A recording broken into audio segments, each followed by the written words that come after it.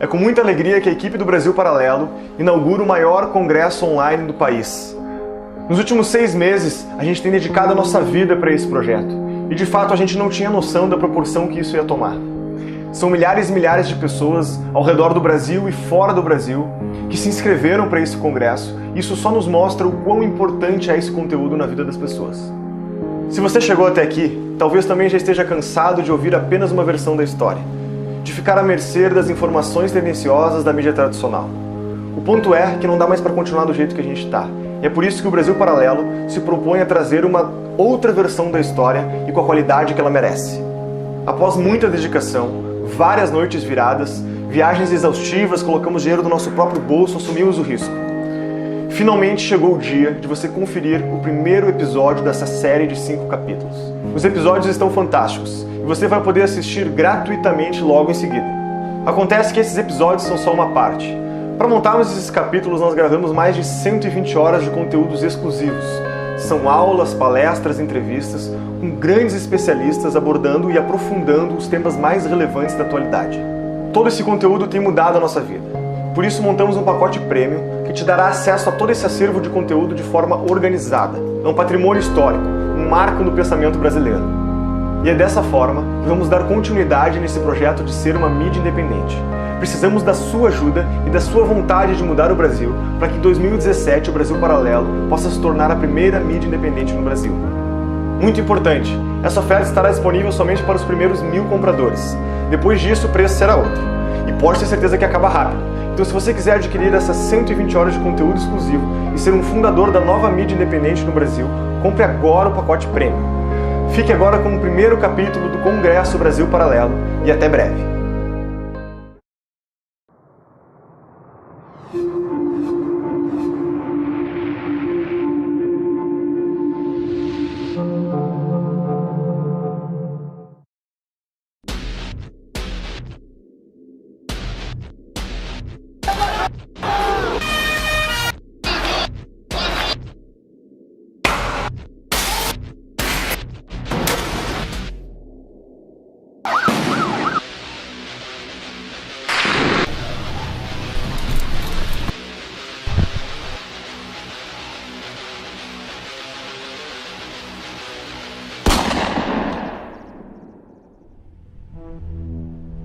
13,64% dos homicídios no mundo acontecem aqui no Brasil. No ano em que recebemos as Olimpíadas, levantamos a medalha de ouro em número de homicídios, 59.627.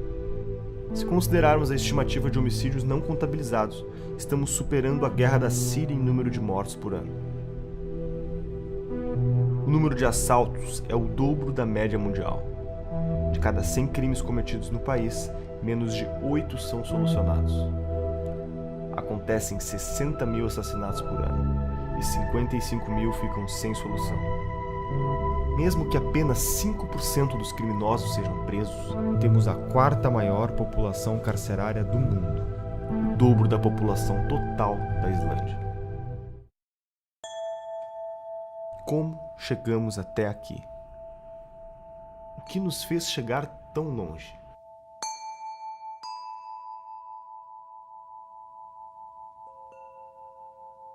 Será que as coisas precisam ficar mais graves? Será que o problema ainda não chegou na sua casa? O que estamos fazendo de errado?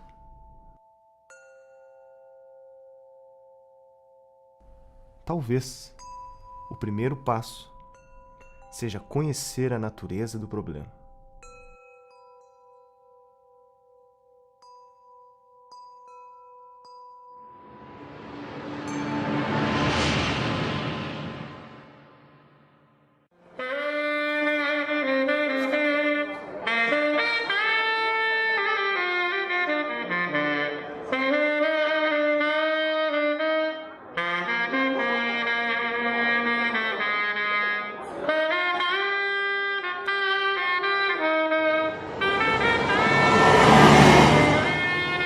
E nós pagamos um alto preço pela nossa missão. Então, por ano, nós temos uma média de mais de 500 policiais mortos no Brasil. que são números devastadores. Praticamente não existe outro país no mundo que tem números como esse. Para cada policial morto, nós usamos aquele estudo da Primeira Guerra Mundial, que para cada militar morto você tem 3 feridos graves sequelados. Então, quando a gente faz essas contas em anos, né, os números são inacreditáveis. A impunidade é a mãe da reincidência. Então, nós temos hoje praticamente um índice de reincidência maior do mundo também. É uma coisa absurda. E isso traz consequências graves na vida de cada brasileiro. Não tem brasileiro hoje que não sofreu ou que não conhece uma pessoa próxima que não sofreu uma violência, que não sofreu um crime, seja de furto, seja de roubo, ou um acidente de carro.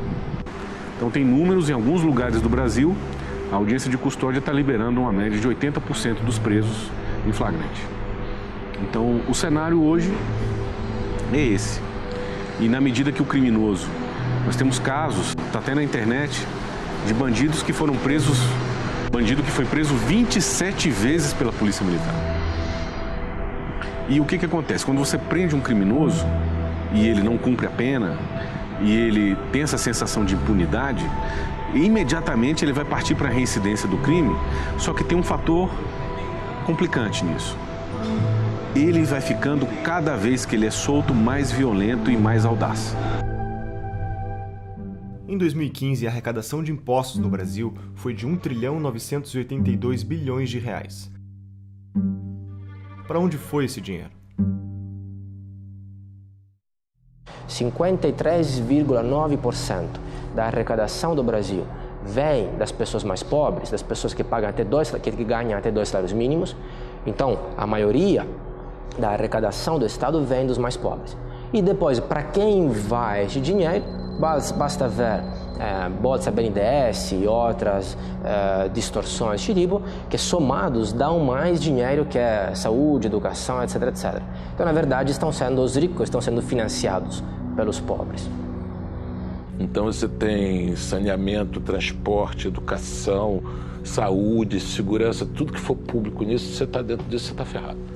Entendeu? Então você tem uma estrutura de um Estado que arrecada brutalmente e não devolve nada, ou seja, quem quiser ter disso tem que comprar de novo.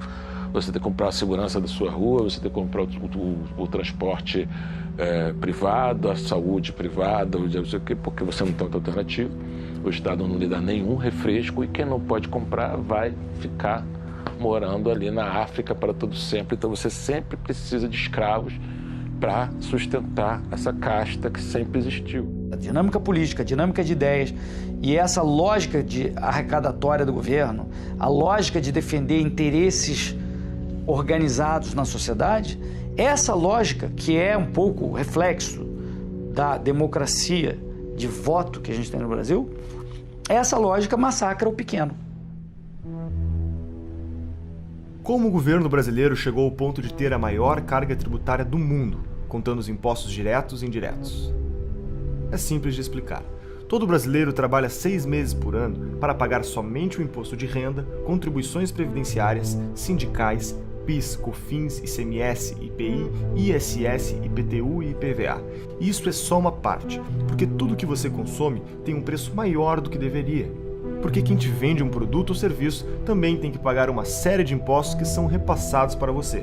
São os famosos impostos escondidos. One of the great debates of our time is about how much of your money should be spent by the state and how much you should keep to spend on your family. Let us never forget this fundamental truth. The state has no source of money other than the money people earn themselves. If the state wishes to spend more, it can do so only by borrowing your savings or by taxing you more. And it's no good thinking that someone else will pay. That someone else is you.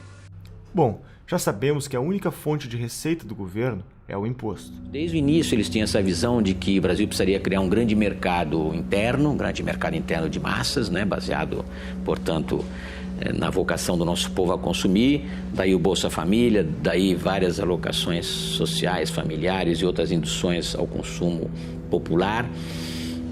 criação de um banco popular, que foi uma fraude também, não é? Porque só gastou em publicidade. Enfim, eles fizeram vários mecanismos de demand side, em vez de supply side, achando que o aumento do crédito, ou seja, a disponibilidade de recursos na mão de consumidores iria fazer com que imediatamente a oferta aumentasse, né? Você então tem a típica política keynesiana, vamos abrir buraco, pagar o cara para abrir buraco, depois para fechar o buraco, com esse dinheiro ele vai comprar produtos e o capitalista então vai movimentar os seus espíritos animais, investir. E é uma equação que não funciona. Aliás, o multiplicador keynesiano é uma fraude em si, é uma fraude econômica. O keynesianismo nada mais é do que uma política anticíclica adaptada para período de crise, para tirar o país do ciclo depressivo e levantar. Então, aquilo é necessariamente temporário e emergencial.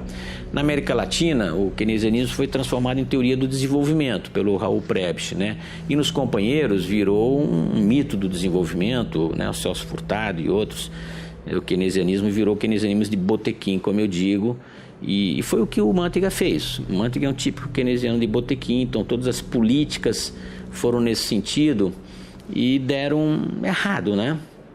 Deram errado porque não podiam dar certo, né? Quando você estimula a demanda sem ter a base suficiente dos investimentos, e os investimentos são fracos porque você tem necessariamente no Brasil uma taxa de poupança muito modesta, né? Mesmo juntando com a poupança externa, você não consegue mais de 20% do PIB, e você tem uma despoupança estatal muito grande, né? O Estado ele pratica aquilo que os economistas chamam de crowding out. Ele retira recursos que poderiam estar no setor privado, nos consumidores, nos indivíduos, famílias ou empresários que poderiam ou poupar e emprestar num mercado de crédito aberto, né, baseado em juros não manipulados pelo governo, ou investir, não é?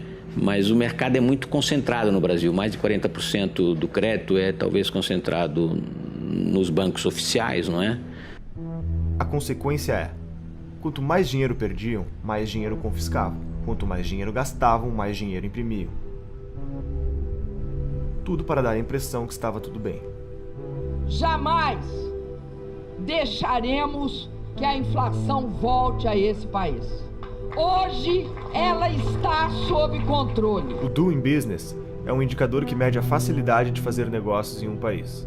De um total de 189 nações, o Brasil está em 123º lugar, perdendo 5 posições em relação à colocação do relatório anterior, o Doing Business de 2015. Os casos mais críticos são os procedimentos para abertura de empresas, em que estamos em 175º lugar. Casos preocupantes também são a obtenção de alvarás de construção, registros de propriedade e regras de comércio internacional. Mas quando, por exemplo, um caso que eu sempre cito, o meu avô comprou o primeiro carro, não tinha ainda as prestações, o mercado de crédito atual, para ele amortizar este custo que ele teve, ele começou a dar carona para as crianças nas escolas e levava para casa. Né? Imagine, colocando um monte de crianças nestes carros, não sei, dos anos 50, 60, imagine isso hoje.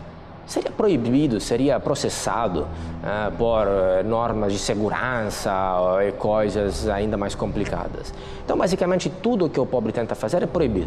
Todas as profissões, ambulante, informal, é tudo proibido ou muito regulamentado.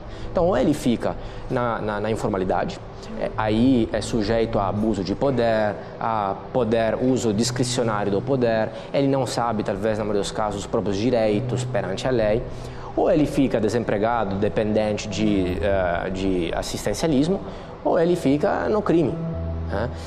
Se ele entra no mercado formal como empresário, é muito caro, respeitando todas as regras que existem. O governo não devia entrar no campo da produção e do risco do empreendimento. O governo deveria, na realidade, criar as condições para que os empreendedores tenham sucesso. Porque o governo brasileiro, em particular, porque por essa nossa cultura, sei lá de onde nós trouxemos essa cultura de que o governo vai promover o desenvolvimento, isso não existe, né? O que existe no governo, que o governo devia ser um catalisador do sucesso de cada cidadão. e não simplesmente tentar fazer ele próprio, porque ele próprio se amarrou numa quantidade de leis superadas, antigas, complicadas, e não dá mais para gerenciar empresas, vamos dizer, estatais. No Brasil já não dá mais. As empresas que nós temos hoje ainda estatais, nós vemos que estão se debatendo com problemas que não deveriam existir, e mais num regime de fiscalização do que de produção. Dentro desse panorama, eu gostaria que cada um pensasse no exemplo que a natureza nos dá. A natureza está nos dizendo simplesmente que a padronização não funciona. Não existe duas pessoas iguais. Olhando para uma árvore, não há duas folhas iguais. Olhando para as árvores, não há duas árvores iguais. Quer dizer, não há 2 dias iguais. Essa ideia de padronizar através da legislação, como o governo procura fazer, que todos tenham as mesmas obrigações e as cumpram da mesma maneira, não funciona. Mesmo quando o governo decidiu nos numerar, ele nos numera diferentemente um do outro. Portanto, as diferenças estão aí. Você não tem um livre mercado no Brasil. Nós não temos. A verdade é isso. Se você não tem livre mercado, se você não tem a livre iniciativa, se os seus meios de produção eles são, de certa maneira, limitados pelo Estado, ou seja, não é 100% privado, você não tem capitalismo. Capitalismo não é lucro. Lucro é o resultado de capitalismo. Esse é que é o ponto. Você pegar esses índices econômicos mundiais de liberdades econômicas, né, do Fraser Institute ou da Heritage Foundation, né, Economic Freedom of the World, o Brasil está lá para o final de países parcialmente não livres, né? Você tem os países absolutamente livres, aqueles suspeitos de sempre, Hong Kong, Estados Unidos, Escandinávia, e tem os países menos livres e tem uma terceira categoria de parcialmente não livres e os não livres, a China, Vietnã, Venezuela, até o Brasil está num lugar muito ruim para a nossa autoestima nacional. Nós somos não somos uma autocracia como a China, mas economicamente nós somos menos livres que a China. A China tem muito mais liberdade no seu ambiente de negócios do que o Brasil. E eu sei disso porque eu morei lá. O índice que mede a liberdade econômica da Heritage Foundation nos coloca em 122º lugar no ranking mundial de liberdade econômica, de 186 países analisados. O ponto é, nós perdemos a liberdade. A liberdade de construir o novo. A liberdade que nos permite mudar o nosso rumo. A liberdade de escolher para onde o nosso dinheiro deve ir.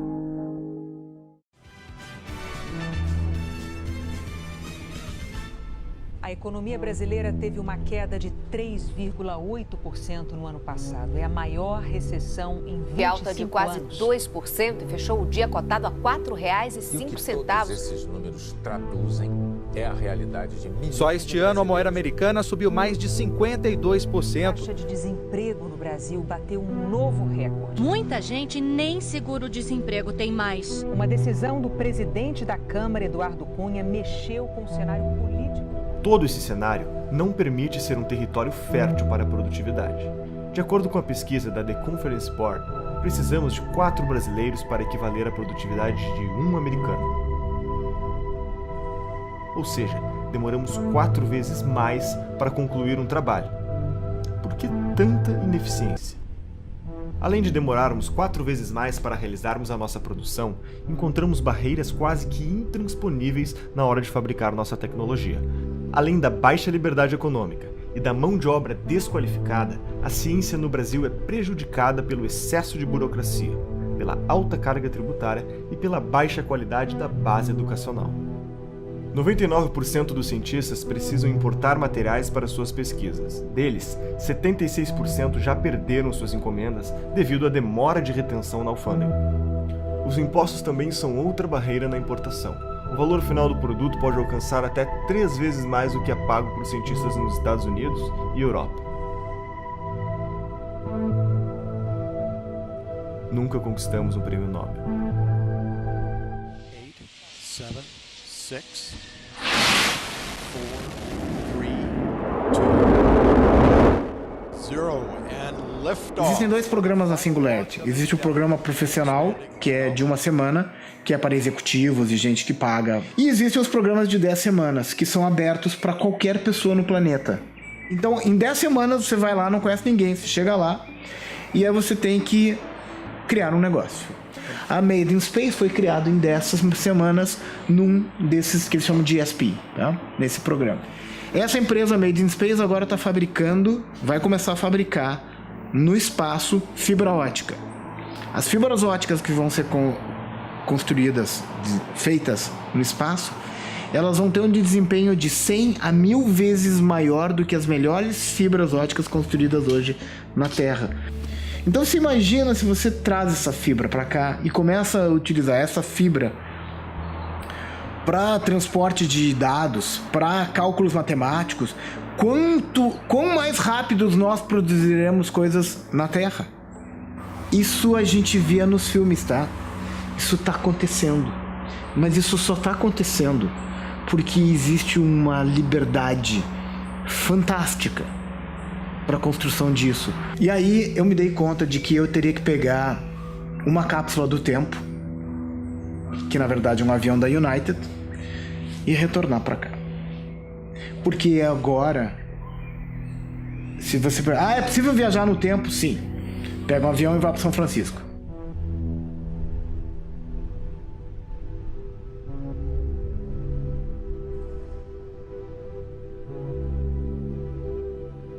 Estamos fazendo tudo errado em educação. Em economia dá para consertar em 2, 3 anos. Educação, se você fizer as coisas certas, os resultados vão vir só daqui a 15 anos. O nosso país tem como slogan a pátria educadora. Nos relatórios do Estudo PISA, os alunos brasileiros ficam apenas no 58º lugar em matemática entre os 65 países e territórios analisados. Apenas 0,8% dos alunos brasileiros atingem os níveis 5 e 6 nas disciplinas, que exigem análises complexas. Em Xangai, na China, primeiro do ranking em matemática, mais da metade dos estudantes integram os níveis 5 e 6 de alta performance. O mais intrigante é que o problema parece também não ser a falta de dinheiro. Primeiro, como ministro da Educação, eu sempre lutarei por mais recursos em favor da educação. Essa tem sido a minha tese. Agora, eu não posso desconhecer o fato real de que o orçamento, como proporção do PIB investido na área da educação, é um orçamento robusto, considerável, comparativamente ao que ocorre nos principais países do mundo. A gente investe mais de 6% do PIB, 6,6% do PIB, de acordo com os últimos dados, o que nos coloca entre os países de maior orçamento como proporção do PIB do mundo, levando em consideração o levantamento dos membros da OCDE, o que mostra claramente que a gente também tem uma dificuldade que diz respeito à qualidade do gasto, à forma que você investe. Então, muito foi feito aqui de forma dispersa, mais de 80, 90 programas e projetos, cada um sem que pudesse ter um diálogo entre si, uma interação entre si, colocando um grau de ineficiência muito forte e de desperdício de dinheiro público que salta aos olhos e que necessita realmente uma correção de rumo. Países como Suíça, Estados Unidos e Coreia do Sul investem proporcionalmente menos do que o Brasil e têm um retorno significativamente maior. Entretanto, há uma tese que afirma que o problema é a desigualdade de renda. Mas podemos ver o desempenho dos mais ricos versus os mais pobres e compará-los com outros países. Notamos que os alunos mais ricos do Brasil têm uma performance abaixo dos alunos considerados pobres de países desenvolvidos. A educação brasileira hoje está na UTI. O IDEB para o ensino médio desde 2011 não é atingido, a meta fixada, e os anos finais do fundamental também não, o que mostra que falta qualidade. A gente tem um passo muito largo e importante em termos de universalização, de acesso, principalmente no fundamental, mas nós vivemos e convivemos ainda com a realidade muito difícil, afetando diretamente a vida dos jovens e das crianças do Brasil. Isso é tão grave que agora, em 2015, o governo instituiu um novo procedimento de avaliação denominado ANA, a Avaliação Nacional de Alfabetização no país. E identificou, e publicou no meados do ano passado, identificou que 56% das crianças brasileiras no terceiro ano do ensino fundamental, que de acordo com a própria legislação e o PNE deveriam estar plenamente alfabetizadas, que seriam crianças de 8 anos de idade, essas crianças são analfabetas ou analfabetas funcionais. Então, você definiu o estágio de 1 a 5, elas estão no estágio 1 e 2, ou seja, não conseguem ler e decodificar um texto de 10 linhas, nem tampouco fazer de forma adequada as 4 operações matemáticas. De uma forma cartesiana, você poderia entender que os demais 44% estão alfabetizados. Não, estão em escalas intermediárias. Você só tem 11% das crianças brasileiras que têm um grau de alfabetização plena que permite que passe para as fases subsequentes dos ciclos educacionais sem um gap, sem dificuldade, sem uma diferença no seu processo. O que é que isso acarreta? O aluno, na hora em que ele não consegue introspectar o conhecimento, porque isso é cumulativo, ele vai ficando no meio do caminho. Ou ele se evade da escola, né? ele sai da escola, ou ele se anula na escola. E aí é a progressão automática. O resultado é que as nossas universidades, isso é uma outra estatística, um outro estudo feito pela Fundação do Paulo Montenegro, acho que foi em 2012, 38% dos alunos que chegaram à Universidade Pública Federal têm dificuldade de alfabetização.